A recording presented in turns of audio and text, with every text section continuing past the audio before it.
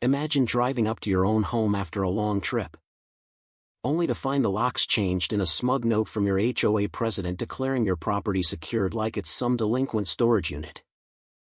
Now picture realizing she's not just locked you out, she's been inside, rummaging through your private papers.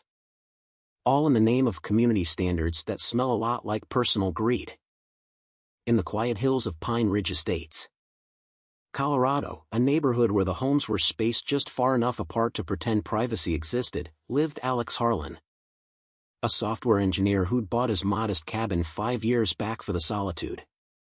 The place wasn't flashy, 2 bedrooms, a wraparound porch with mismatched chairs he'd picked up at a garage sale, and a strip of wooded land out back that backed onto national forest.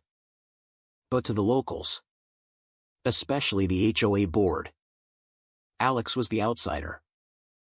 Whispers started small. That guy's got unregistered bird feeders attracting bears, they'd say at block parties he never attended. His grass is half an inch too tall, probably hiding something shady. Alex heard the rumors through the grapevine, accusations of being antisocial, maybe even sketchy because he worked from home and kept to himself. He didn't fight back. Not at first. He just observed, filing away the petty complaints like code in a debug log, waiting for the system to crash on its own. The HOA president, Karen Whitaker, ruled with an iron fist wrapped in a velvet glove of fake politeness. She was in her 50s, with a perpetual spray tan, a blonde bob that never moved in the wind, and a wardrobe of khaki pants and embroidered vests that screamed, "I'm in charge here." Karen spoke in that saccharine tone reserved for people who think "bless your heart" is a compliment. "We're all about maintaining our little slice of paradise," she'd coo at meetings, clipboard in hand like a scepter. But behind the scenes, she was a machine of micromanagement. Fines for unapproved mailbox colors, warnings for holiday lights left up a day too long, and endless emails quoting bylaws that seemed to multiply like rabbits. Karen feared nothing more than losing her position. It was her identity, her power base in a world where she had none elsewhere. And lately, she'd set her sights on Alex's extra land, that prime strip she dreamed of turning into a community gazebo to boost her legacy. But Alex's deed said otherwise. Grandfathered in from the original developer. So she stewed, plotting under the guise of enforcement. One crisp autumn afternoon, Alex returned from a week-long conference in Seattle. The gravel crunched under his tires as he pulled up, the cabin looking just as he'd left it, except for the front door.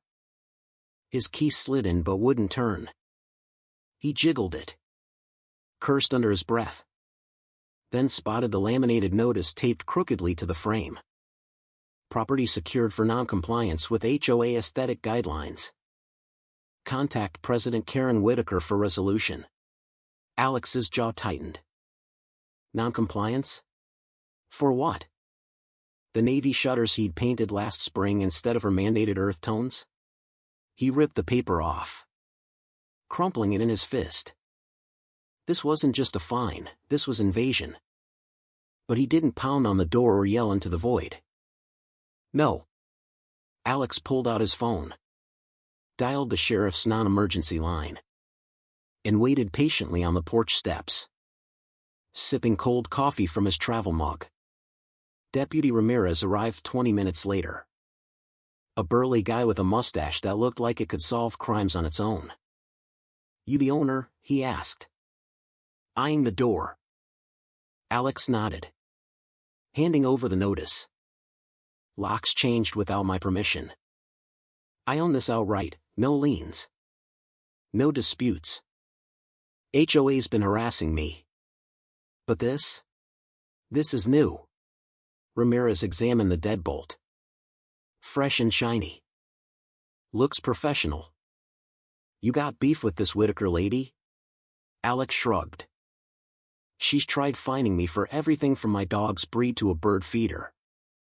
Now she's playing landlord." The deputy whistled low. "HOAs think they're the FBI sometimes. This could be trespassing. Let's see what she says. He radioed dispatch while Alex leaned against his truck, arms crossed, watching the road like a hawk. As if on cue, Karen's pristine white SUV crested the hill, parking with a dramatic flourish that kicked up dust. She stepped out in her signature windbreaker, sunglasses perched like a crown, clipboard at the ready. "Oh, Alex," she said, her voice dripping honeyed concern as she spotted the deputy. "I see you've called in the authorities." "How proactive." Ramirez tipped his hat. "Ma'am, did you authorize this lock change?" Karen beamed, flipping her clipboard. "Absolutely. Per bylaw section 14. We secure properties posing risks to community harmony. Alex's exterior has been in violation for months, cluttered porch, unauthorized paint. We're protecting everyone." Alex cut in, his tone even. "Protecting? You mean breaking in?" Karen's smile twitched. "We didn't break anything." The locksmith was very careful. Ramirez's eyes narrowed. "You need a court order for that." "Ma'am, this ain't your property." She blinked, clutching her board tighter. "But the standards. Property values." Alex watched her squirm, a small smile tugging at his lips. The queen was already off balance. Ramirez insisted on a walkthrough once a backup unit arrived with tools to pop the lock. Karen hovered nearby, protesting mildly. "This is unnecessary. I'm just upholding order." Inside, the cabin felt violated, the air stuffy, curtains drawn like she'd tried to hide her tracks. Alex led them to his office, where the filing cabinet stood ajar, papers scattered. "I left this locked," he said flatly. Ramirez photographed the mess. "Looks like someone was hunting for something specific." Karen, peering from the doorway, feigned surprise. "I may have glanced inside briefly, for safety hazards. You understand. Fire risks and such." Alex met her eyes. "Safety? Or my land deed? The one proving that strip out back is mine?"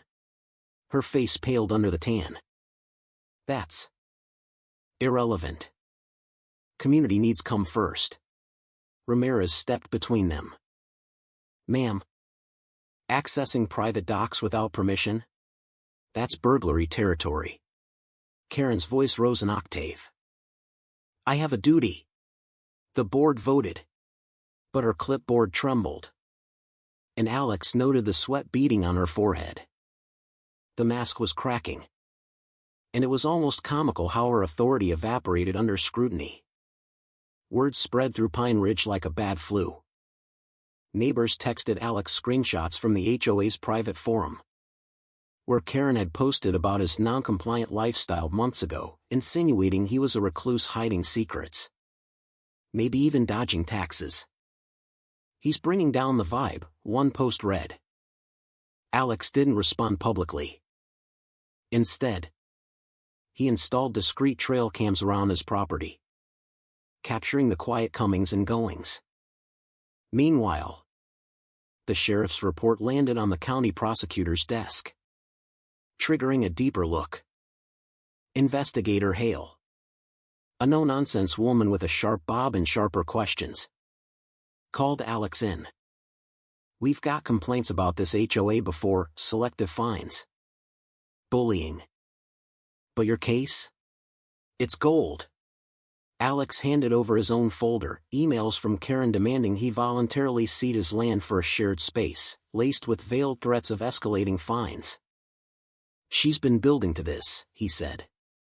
Hale nodded. "Let's subpoena their records."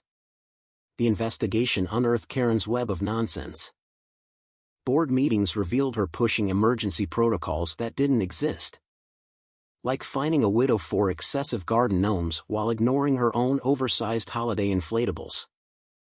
Neighbors came forward, one with a recording of Karen snapping. If they don't comply, we'll make their lives uncomfortable, it's for the greater good.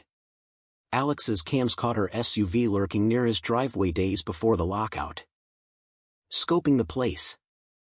But the real kicker? Financials showed HOA funds siphoned to a consulting firm in Nevada, Karen Shell Company, billing for compliance audits that funded her spa weekends. She's embezzling to fuel her power trip, Hale said, showing Alex the ledgers. Karen, cornered in an interview, sputtered excuses. It's all legitimate. Property values demand investment. Alex, listening from behind glass, chuckled softly. Her righteous indignation was peak comedy, defending theft with the same tone she used for paint swatches. Tensions boiled at an emergency HOA meeting in the community center. A bland room with fluorescent lights buzzing like angry bees. Karen arrived late. Makeup flawless but eyes darting. "This is a witch hunt," she declared to the packed crowd, pounding her gavel. "Alex's violations threatened us all." Murmurs rippled, some supportive, others skeptical. Alex stood up quietly. "Violations? Like my bird feeder? Or your fake invoices?" He projected emails from his laptop, showing her demands escalating from warnings to outright lies about his unsafe structures. Karen's face reddened. "Those are taken out of context. I'm protecting harmony." A neighbor piped up. "Harmony? You find me for my kid's bike." Laughter erupted, bitter and sharp. Karen banged the gavel harder. "Order! Or I'll cite you all." But the room turned, votes shifting as Hale entered with deputies. "Karen Whitaker, you're under arrest for trespass, embezzlement, and fraud." Her gavel slipped, clattering to the floor. "You can't. I'm the president." The crowd watched in stunned silence as she was cuffed, her protests devolving into whines. "This is about community." Alex leaned in as she passed. "Community just voted you out." The fallout was swift and satisfying. Karen's bail hearing was a circus, her lawyer arguing she was a pillar of order, only for the judge to snort at the evidence stack. She spent weeks in county jail, her mugshot going viral on local forums with captions like "From HOA Queen to Lockup Scene." The board dissolved, new elections bringing in sensible folks who scrapped half the bylaws. Alex's land stayed his, and neighbors threw a block party on it, complete with unapproved fireworks. Fines were refunded. Audits exposed more of Karen's schemes, like forging violation notices to pocket cash. Pine Ridge breathed easier, the air free of her nitpicking tyranny. Alex, once the whispered villain, became the quiet hero who'd exposed the rot with patience and proof. But here's the twist that lingers: was Karen truly the monster, enforcing rules gone mad? Or did Alex's stubborn silence enable her reign until it exploded? You tell me, was justice served? Or was this just another neighborhood power play where everyone thinks they're right?